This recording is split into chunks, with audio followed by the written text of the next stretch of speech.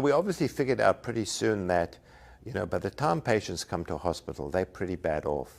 And, your risk of landing in the ICU and on ventilator is high. And we realized right very soon that the key to controlling this pandemic, the key to ending it was early treatment, which is such an obvious thing, is that what you want to do is treat people in the day 1, day 2, day 3 of their illness with repurposed drugs that work.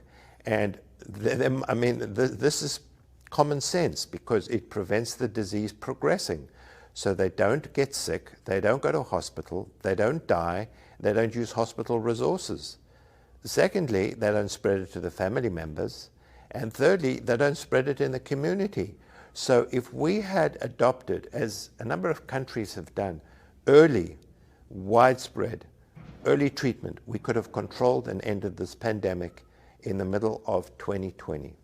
And it was the only way out, and it currently is the only way out. As we know, there are lots of repurposed drugs. People have focused on hydroxychloroquine and ivermectin, but if you look at the data, there's a group called Early C19.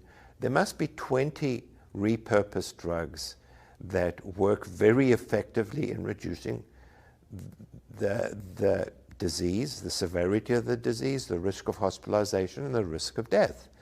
But nobody knows about it because they don't want you to know about it. It's part of their agenda. And there's no question of doubt, if we had adopted a policy of early aggressive treatment, this would have been in our rearview mirror. We wouldn't be discussing this today. Well, so of course that's a bold thing to say, given the kind of, let's call it the mainstream consciousness around COVID. So justify it for me, please. Yeah, so, the obvious thing to do is to treat people early because it prevents the spread of the disease, it prevents the transmission. And there are multiple drugs that work, and there are examples. For example, in Uttar Pradesh, they have a very progressive administrator. So Uttar Pradesh is a very big province in India, about 200 million people, so it's really the size of a country. And for reasons that are truly astonishing, he decided to adopt a treat and spread policy where they basically treated everybody in this province with ivermectin and a number of other drugs. They abolished COVID-19.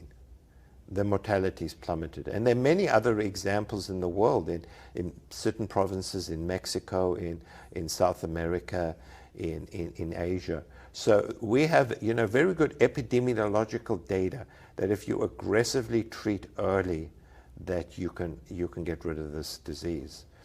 What